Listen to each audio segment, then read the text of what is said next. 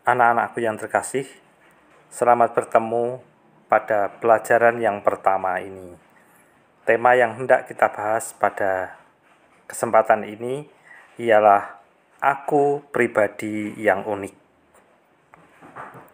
Adapun tujuan pelajaran yang hendak dicapai setelah kalian menyelesaikan materi ini, diharapkan kalian pertama, mampu menganalisis data pribadi tentang kekuatan-kekuatan dan keterbatasan-keterbatasan yang ada dalam diri sendiri.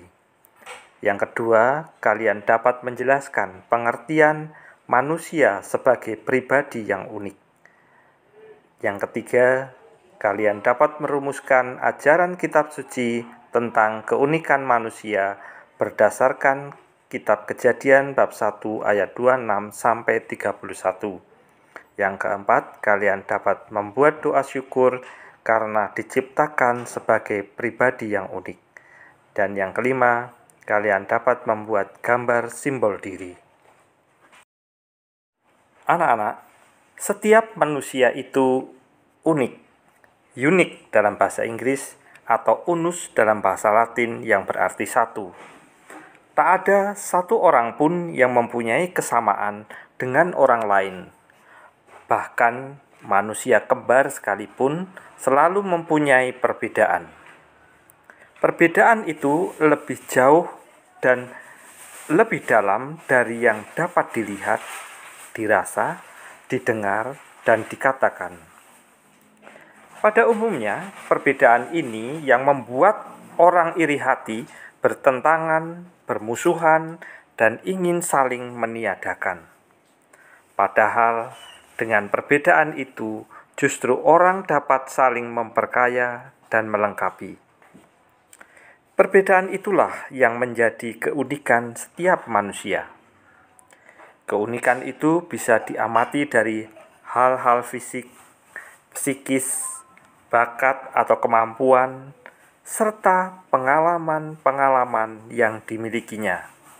Keunikan diri itu merupakan anugerah yang menjadikan diri seseorang berbeda dan dapat dikenal dan diperlakukan secara khusus pula. Untuk mengatasi perbedaan itu, diperlukan sikap menerima diri apa adanya.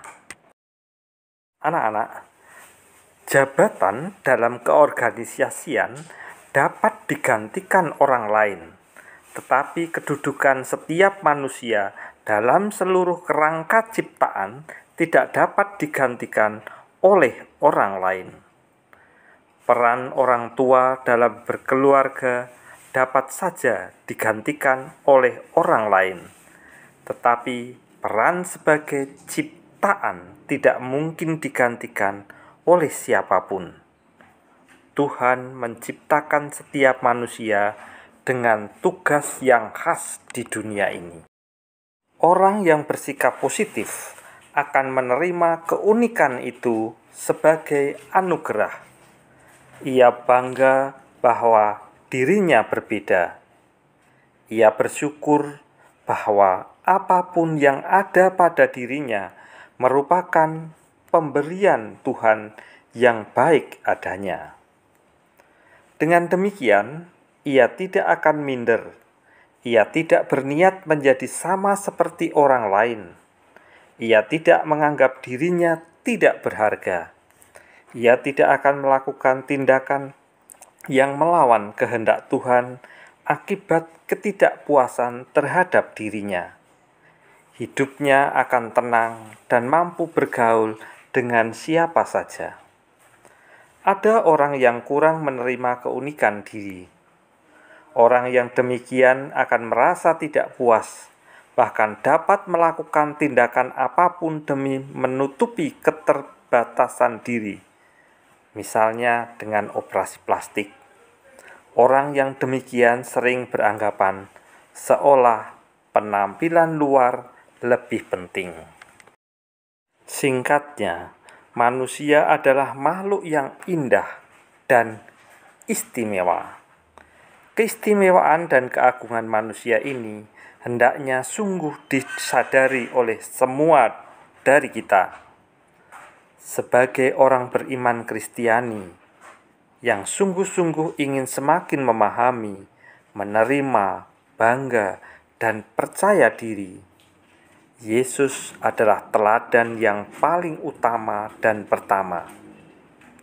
Dari semula, Yesus menyadari diri sebagai manusia yang berbeda dengan yang lainnya. Dari cara berpikir, bersikap, dan bertindak, Yesus tidak ragu menunjukkan diri sebagai pribadi yang tidak sama dengan lainnya. Sebagai seorang pribadi, kita harus menyadari, mengerti, dan menerima diri apa adanya.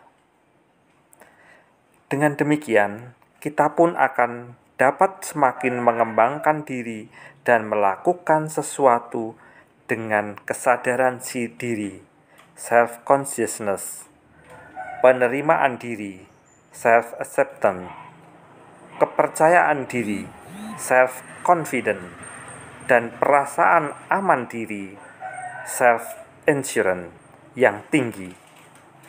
Dengan dasar itu, kita dapat mengisi hidup, meraih cita-cita, dan melaksanakan panggilan Allah.